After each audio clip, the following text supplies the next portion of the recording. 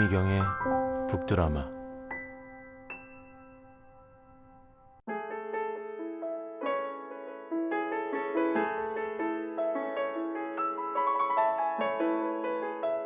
요번에 제가 여러분과 함께 읽고 싶은 책은 좀 특이한 책을 제가 골랐죠. 좋은 생명체로 산다는 것은, 좋은 생명체. 이 제목에 되게 끌렸어요. 사람들은 왜 자기가 돌봐줄 수 있는 그 무언가를 구할까요? 되게 귀찮잖아요, 사실은. 사랑을 받으면 되는데 왜 사랑을 자꾸 주고 싶어 할까요? 이게 사람이 생명체로 살아나가는 기본이다라는 생각이 들어요, 저는. 좀 더 성숙해지고 좋은 생명체가 되기 위해서는 무엇인가 돌보는 행위를 함으로써 지속적으로 좋은 생명체가 되는 기운을 얻을 수 있다라는 말이죠. 나는 이 책은 노후 준비라고 생각이 들었어요. 노후에 이렇게 살 수도 있겠구나 라는 생각이 들어서 정서적인 노후 준비라고 해야 되나? 그런 느낌으로 나는 이 책을 좀 읽었었거든요. 자, 먼저 이 저자를 좀 소개해 드린 후에 더 얘기를 나눠볼까요? 같이? 이 저자는 사이 몽고메리라는 저자입니다. 세계적인 동물 생태학자이고요. 탐험가, 베스트셀러 작가입니다. 인디애나 존스라고도 평가를 받는데요. 오지 정글에서 야생동물을 연구하면서 지구상 가장 희귀하고 아름다운 동물들을 그렇게 많이 만났었답니다. 20여 권 정도 되는 책을 썼는데요. 돼지의 추억은 출간 즉시 베스트셀러가 됐답니다. 호랑이의 주문이라는 책은요. 내셔널 지오그래픽 알죠? 여러분, 내셔널 지오그래픽을 통해서 TV 다큐멘터리로도 제작이 됐고요. 지금은 뉴햄프셔 행콕에서 작가인 남편과 서버라는 개, 검은 암탉 7마리와 함께 살고 있다고 합니다. 이 책을 쓰게 된 계기가 있답니다. 기자와 한번 인터뷰를 하다가 지금까지 평생 동물과 함께 살아오셨는데 동물로부터 받은 어떤 인생의 교훈이 있다면 뭐가 있었습니까? 라고 물어봤더니 좋은 생명체로 살아가는 법을 배우지 않았을까요? 라고 얘기를 했다는 거예요. 사이 몽고메리가 동물들과 이렇게 인연을 맺기 시작한 건 아주 어렸을 때부터였답니다. 얼마나 사이 몽고메리가 그 강아지를 좋아했는지가 여기 써 있어요. 제가 좀 읽어드릴게요. 엄마는 내가 사랑스러운 소녀가 되기를 바랬지만 나는 개다움을 숭배했다. 개다움. 몰리의 초자연적인 힘에 나는 도취되어 있었다. 몰리는 아빠 부하의 차가 대문을 들어서기 전부터 오는 것을 알아챘고 엄마가 강아지용 캔 사료를 냉장고에서 꺼내드는 순간 바로 냄새를 감지했다. 그리고 어둠 속에서도 모든 것을 볼 수 있었다. 나도 몰리 같은 초능력을 가질 수 있을까? 나는 그것이 참 궁금했다. 텔레비전에 나오는 만화 주인공들은 꼬마 유령 캐스퍼처럼 벽을 통과하고 SF 만화 스페이스 엔젤처럼 우주선을 타고 날아다녔다. 나는 그런 초인적인 능력을 가진 존재가 바로 내 옆에 있다고 생각했다. 그건 바로 몰리다. 어린 시절 나는 결심했다. 몰리의 조수가 돼야지. 나는 얼굴에 점 하나도 놓치지 않겠다는 열정으로 몰리의 몸 구석구석을 탐색했다. 몰리와 나는 다른 부분이 수두룩했다. 콧구멍만 봐도 나는 그냥 동그란 구멍인데 몰리는 쉼표다. 귀도 내 것처럼 고정되지 않고 자유자재로 움직였다. 게다가 그 안에는 신비로운 연골들이 가득했다. 나는 이 정도 차이는 극복할 수 있다고 언젠가는 몰리와 똑같아지리라고 믿었다. 몰리에게 개처럼 되는 비결만 배우면 될 일이었다. 사이는 어렸을 때부터 특이할 정도로 동물을 엄청나게 좋아했고 그리고 좋아한 것뿐만이 아니라 동물과 교감을 되게 잘했대요. 거미를 되게 사람들은 무서워하잖아요. 근데 사이는 거미와 친해지는 거예요. 사이가 어느 정도 대학을 졸업하고 컸어요. 신문사 기자를 했습니다. 얼마나 좋은 직장이에요. 근데 우연한 기회에 호주에서 동물을 연구하는 학자 옆에서 인턴으로 잠깐 일하게 됐는데 그거에 너무 끌려서 신문사를 확 때려칩니다. 그리고 호주로 가요. 이 호주에서 에뮤라는 야생새를 연구를 하거든요. 어마어마하게 크대요, 새가. 진짜 부리로 한번 쪼면 막 완전 죽을 것 같은. 근데 그 새를 연구하기 위해서 어떤 일을 했는지 아세요? 사람들이 가까이 가면 에뮤가 도망갈 거 아니에요, 새가. 에뮤가 멀리서 나를 보고 있으면 볼 때까지 계속 기다린답니다. 내 인기척을 느낄 수 있는 장소에서 잠도 자요. 새가 나를 익숙하게 될 때까지 계속 기다리는 거예요. 그래서 나중에 점점 가까이 가요. 요만큼씩.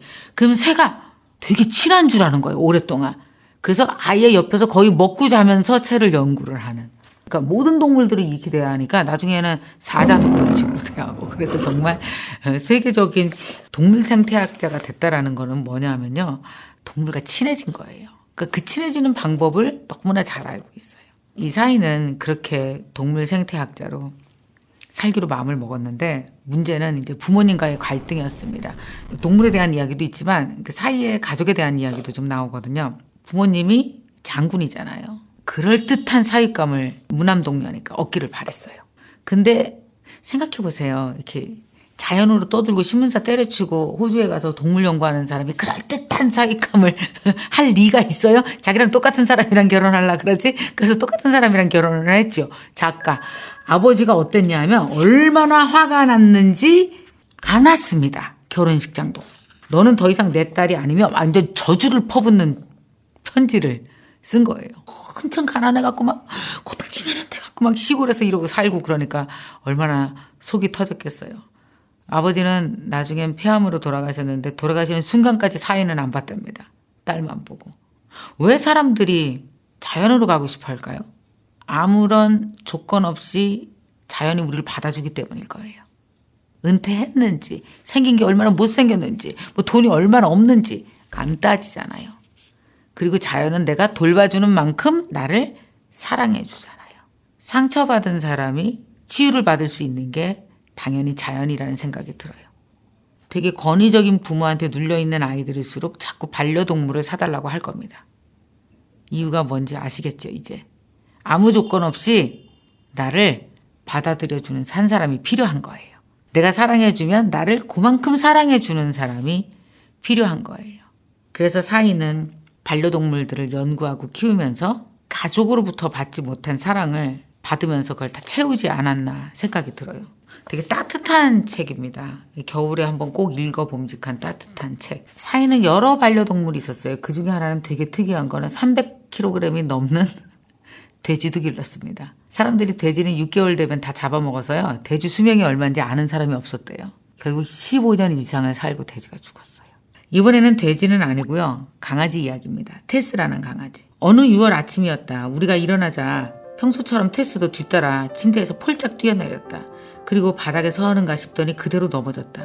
처음에는 관절염인가 했다. 테스는 벌써 14살이었고 과거 제살차 사고로 인해 가끔 다리를 헛디뎠기 때문에 나는 그런가 보다 했다. 그런데 이미 경미한 뇌졸중을 앓고 있었다. 동물과의 삶은 언제나 그랬다. 사랑하는 동물들은 앵무새와 거북이를 빼고는 다들 우리보다 먼저 죽는다.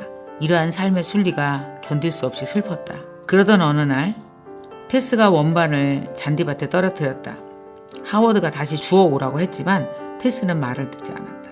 귀까지 먹은 것이었다. 이제 테스는 귀도 멀고 눈까지 어두워져서 원반 던지기는 할 수 없게 됐다. 공에도 큰 관심을 보이지 않았다. 나는 가슴이 아팠다. 처음에는 테스 때문에 가슴이 아픈 줄 알았다.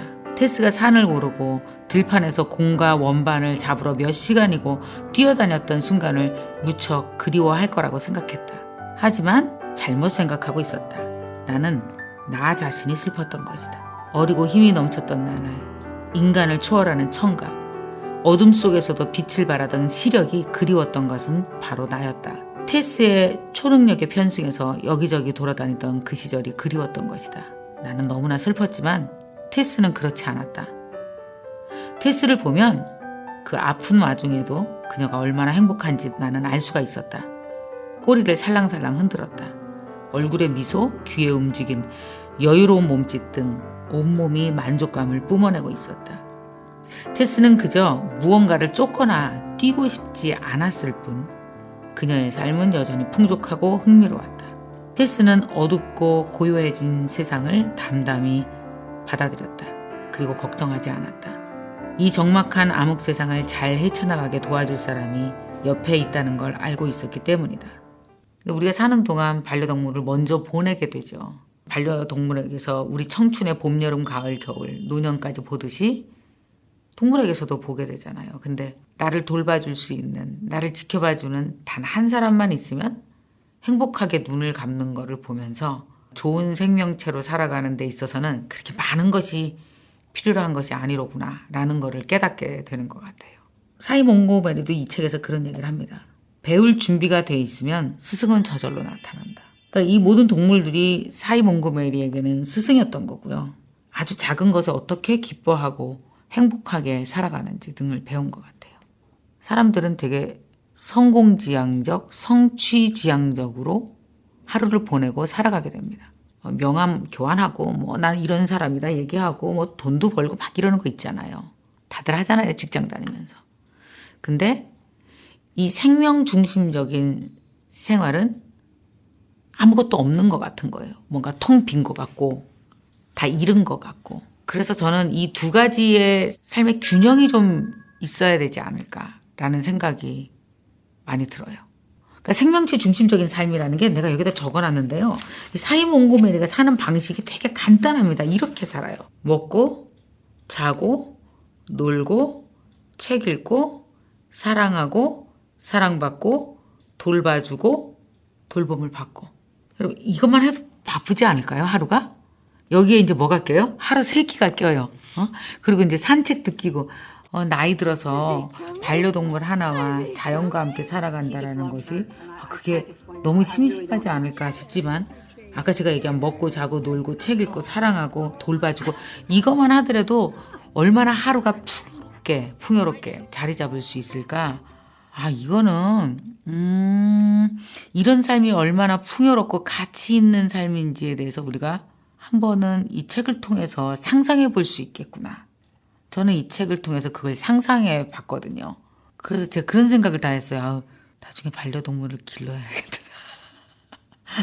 나와 이렇게 돌봐주고 돌봄을 받는 뜨거운 교감을 할 수 있는 무엇인가 하나가 있다면, 그 끈이 있다면 그 끈이 얼마나 강력한지 자연과 나를 이어주는 힘이 되어지고 나를 일으켜 세워주는 힘이 되어지고 사회생활 하면서 막 이거저거 뭐 성공하고 성취하고 이거 없어도 충분히 인생을 풍요롭게 만들어낼 수 있겠구나. 그 사이 몽고메리의 그 많은 친구들, 동물 친구들이 알려준 게 바로 그거였구나. 좋은 생명체로 산다는 건 바로 이런 것에 감사하고 사는 거다라는 걸 떠나가면서 사이 몽고메리에게 알려줬던 것 같아요. 그래서 사이 몽고메리는 좀 더 본질적인 좋은 생명체로 살아가는 이야기들을 우리에게 전달해주고 싶었고 그래서 이 책을 썼어요. 자연 혹은 야생, 동물 그렇게 내가 친하지 않아봤던 건데 지금까지는 그러나 내가 아무것도 없어도 날 받아주고 내가 준 만큼 그대로 되돌려주는 이런 삶이 존재하는 거구나. 참 살아갈 수 있는 정말 멋진 하나의 방법이구나. 뭐 이런 생각으로 저는 이 책을 읽었거든요. 이렇게 살지 않을 수 있는 지혜를 여기서 얻을 수 있을 거라고 생각합니다. 여러분 풍요로운 생명체가 되시기 위해서 한번 읽어보시기 바랍니다.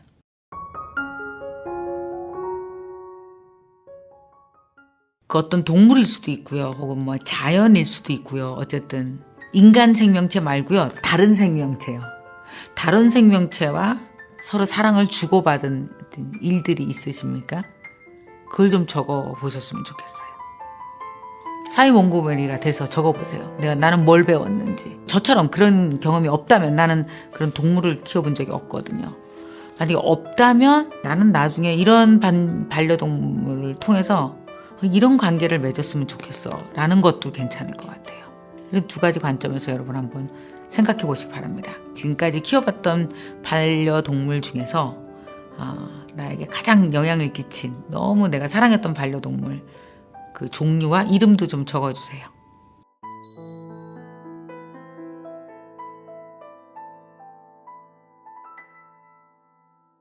벌써 김미경 TV를 시작한 지 꽤 됐고요. 여러분들이 너무나 사랑해 주셔서 벌써 구독자가 함께 하시는 분들이 벌써 100만입니다. 곧 100만이 될 것 같아요. 그죠? 뭔가 의미 있는 걸 함께 해보자 생각을 했어요. 여러분과 함께. 사실 우리가 그동안 이 유튜브의 영상을 제가 화두를 던지면 여러분은 거기에 댓글로 대답을 해주셨습니다. 아니면 좋은 방향도 많이 제시해 주시고 생각을 덧붙였어요. 근데 제가 늘 생각했던 게 내 생각보다 덧붙여진 생각이 너무 좋은 게 많았던 거예요. 그래서 이런 생각을 해봤습니다. 한 해 동안 정말 우리가 구독자 100만과 함께 김미경과 함께 나를 일으켜 세운 한마디? 이걸 뽑아내고 싶었어요. 그래서 그걸 지금 책으로 정리하고 있는 중입니다. 여러분이 좀 함께 참여해 주시면 훨씬 더 의미도 있고 훨씬 더 깊은 생각이 깊은 책이 나올 것 같아요. 자, 그래서 제가 기획을 했습니다. 함께 쓰는 책이요. 여기 김미경 TV에 올라와 있는 영상들을 여러분 다 보시고요. 그 중에서 이게 정말 나를 일으켜 세운 말이다. 이건 정말 나에게 의미 있었던 거다라는 구절이 있으시면 그 영상 링크와 함께 그 말을 적어주세요. 그리고 여러분 소감을 적어주시기 바랍니다. 그럼 그 중에 정말 의미 있고 좋은 글귀들을 가져다가 여러분이 쓰신 글을 가져다가 책에 함께 수록하게 될 겁니다. 잘 정리해서. 그러면 나중에 이 책이 나오게 되면 여러분 저와 함께 이 책을 작업을 해주신 분들로 책 뒤에 이름도 쭉 올라가게 될 거고요. 아마 여러분에게도 의미 있는 작업이 되지 않을까 싶습니다. 자, 여러분 김미경과 함께 쓰는 책 나를 일으켜 세운 한마디 함께 참여해 주시기 바랍니다. 많이 참여해 주세요. 자, 여러분 이 책은 2월 중순쯤에 나올 겁니다. 12월 4일부터 12월 31일까지 여러분 다 링크를 걸어주시고 이 이벤트에 참여해 주시면 되고요. 참가 방법 알려드릴게요. 유튜브에 나온 말 중에서 제가 강의한 것 중에서 최고의 명언이나 그 말에 대한 소감 또 나에게 어떤 변화를 줬는지 이런 걸 여러분 글 혹은 뭐 영상 이렇게 찍으셔서 나의 블로그나 여러분의 SNS에 다 올려주세요. 분량은 제한이 없습니다. 뭐 한 줄로 써도 되고 또 뭐 길게 써도 상관없어요. 그래서 해시태그를 붙여주세요. 해시태그로요. 함께 쓰는 책 김미경 신간 김미경 TV 나를 일으켜 세운 한마디 이렇게 하셔서 필수태그로 붙여주시고요. 유튜브에 이 영상 밑에 댓글로 SNS 링크를 다 달아주시면 참가 신청은 간단하게 끝이 됩니다. 자, 여러분 많이 참여해주세요. 자, 그리고 선정되신 분은요. 책 뒤에 여러분 이름이 올라갑니다. 그리고 마지막으로 또 신간 사인본도 다 보내드리겠습니다. 자, 이 함께 쓰는 책 함께 많이 도전하고 참여하셔서요. 여러분의 2020년 새해가 훨씬 더 도전적으로 밝게 멋지게 열 수 있기를 기대하겠습니다. 여러분 새해 복 많이 받으세요.